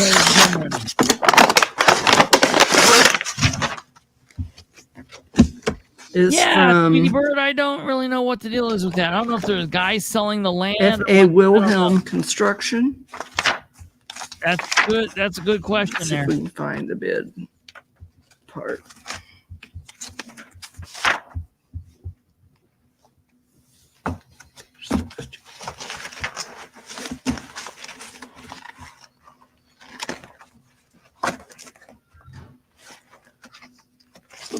We need a cover page to say the price. Yeah, that Quote. summarizes it. I didn't put this RFP together. just Okay. as a Yeah, note. okay. The total is $1,600,000. They'll Those get are the it. 3 for the Tolson project, okay? Good thing Tillotson Okay, project. thank you. We'll take those under advisement, okay? Yes. You will. And then the next one is a demo bid opening for the third round, 2024, the Office of the Building Commissioner. Do we have anybody representing them here today? The office of the Doesn't mean we building. can still I have open them. several of Yeah, those. we'll open. And she's just gonna throw all this shit up there together, intermix it, and get it all confused. That gives me here problems with my OCD. Ah, no! The first one is from Steve Schroyer, and the amount is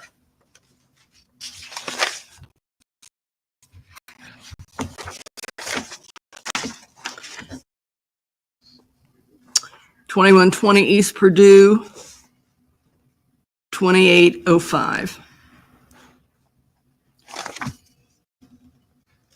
Oh, wait a minute. Let me back up. This is very confusing. It's 2,800. Okay, great. 2417 South Hoyt, 7,200. 403 East Willard, 13,600. All right. 11 Moving forward. 1 North Street, I 20 East minute Purdue, on this. 5. I don't need to let 5. the gremlin read through these numbers. I'll 22 take minutes and read through all of that. 3309, 3100. 1005 North Central, 5100. Good Lord. And this is from Schroyer Solutions.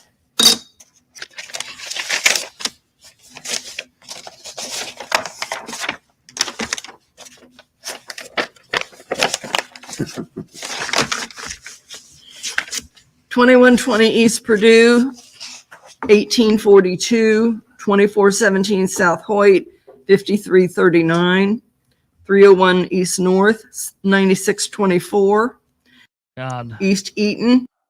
It's the bids. Thank you, Linda. And just pile them right there. Do I get a medal of some gold, silver, bronze? You, whatever it takes. Okay, but thank you very much. Okay, those have been entered into the record. Do we have, so those will be turned over for review and such. Do we have any other areas of business or points of business that we need to make today? Okay, go ahead.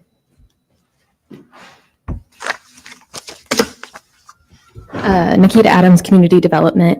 We have the McCullough Park Lodge project going on, just renovating some areas in there.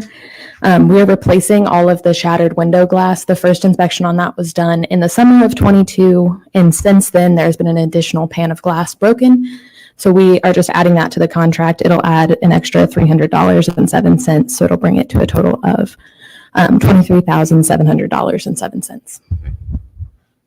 Does that need our approval? Or Yes. just- Yeah, okay, that's what I move approval of the contract addition. Second. any other comments or questions? Okay, all those in favor say aye. Aye. All opposed? Thank you. Thank you. Any other comments or questions? Okay, going once, going twice. Thank you for attending. Meeting adjourned. God.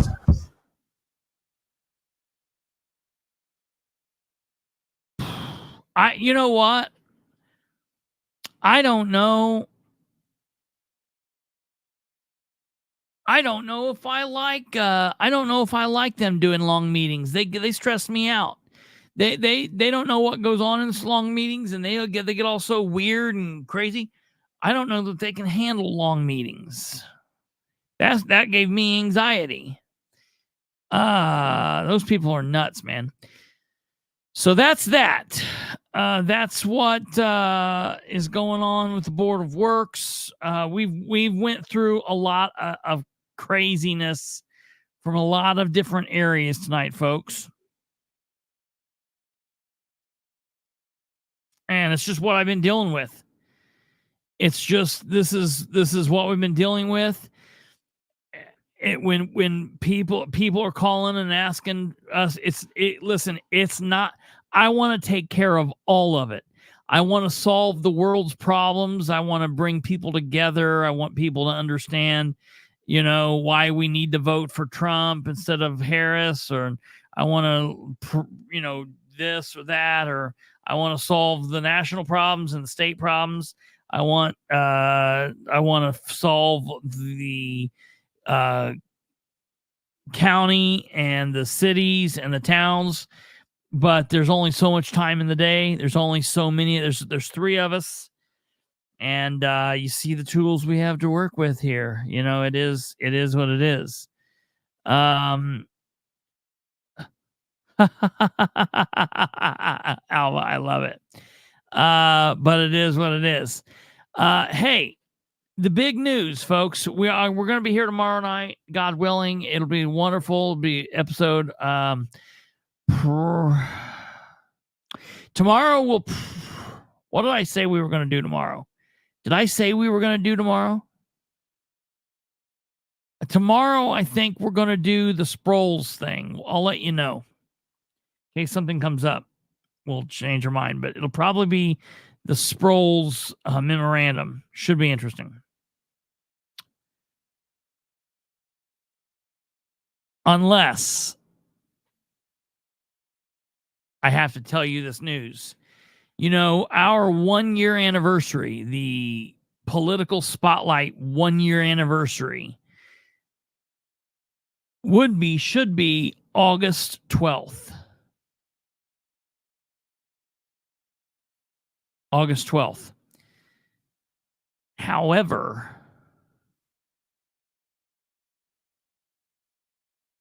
Kate informed me tonight that she doesn't like Primus. So I think we're going to have to probably break up as a team. That's it. I don't know. I said, I finally figured out tonight.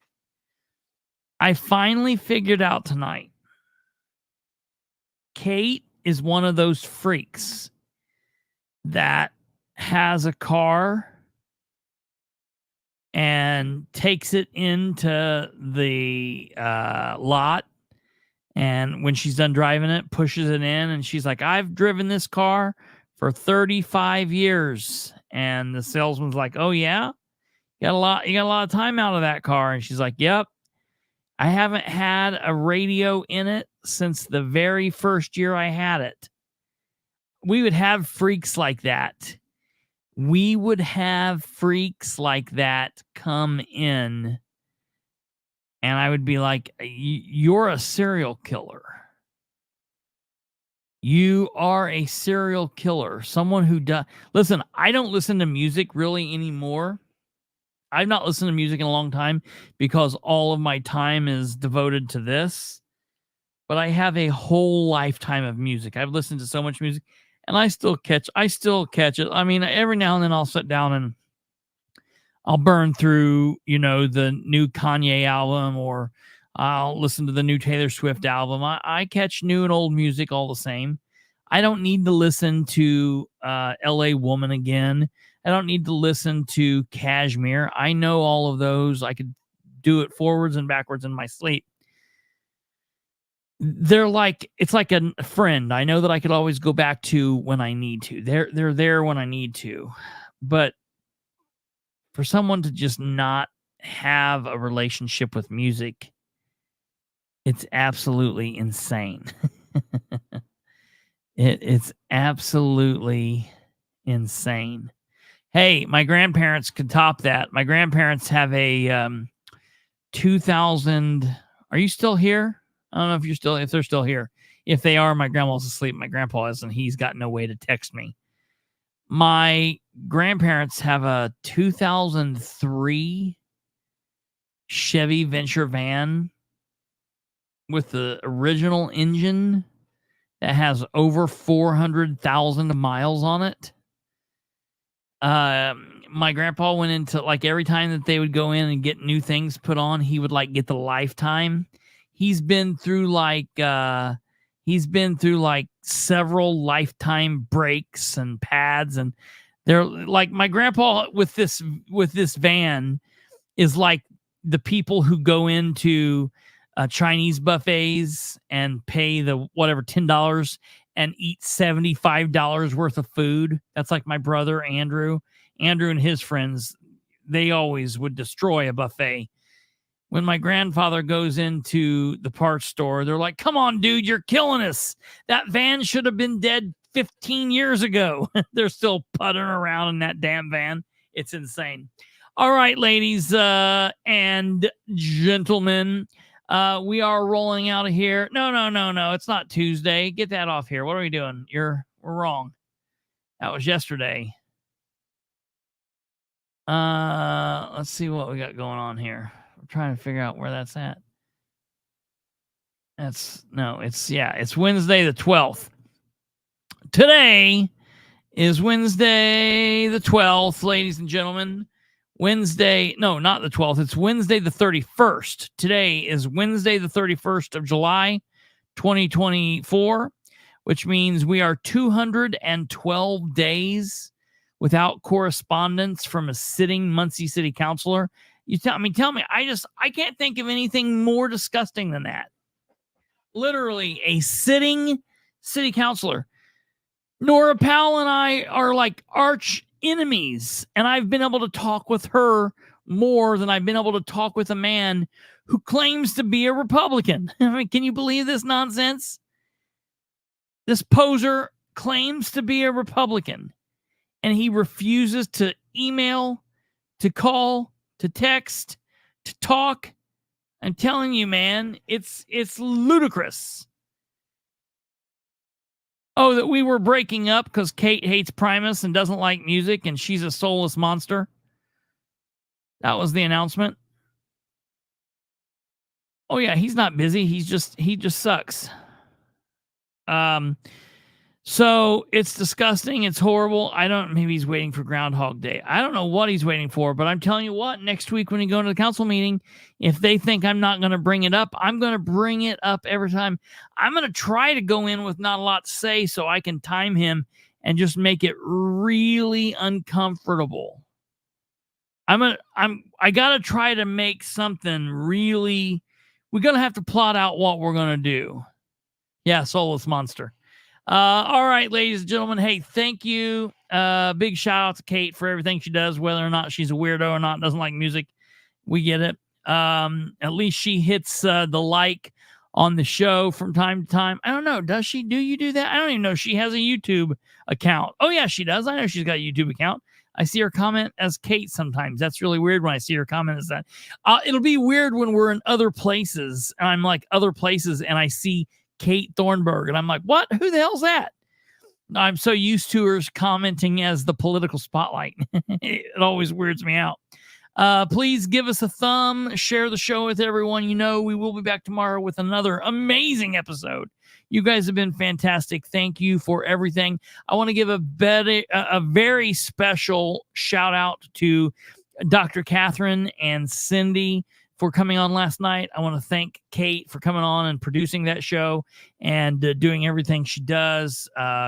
Give an amazing shout out to Brandon for everything he does. I want to tell his wife, happy birthday month, friend. We're just like a day apart. So happy birthday to her. And wherever you are out there in the world, happy birthday. You guys take care. God bless. And we will see you all tomorrow. Again, yeah, tomorrow. Tomorrow is Thursday. We will be here tomorrow, and we will have an amazing show for you all. Until then, take care. Good night. And if I can find out this thing, good night.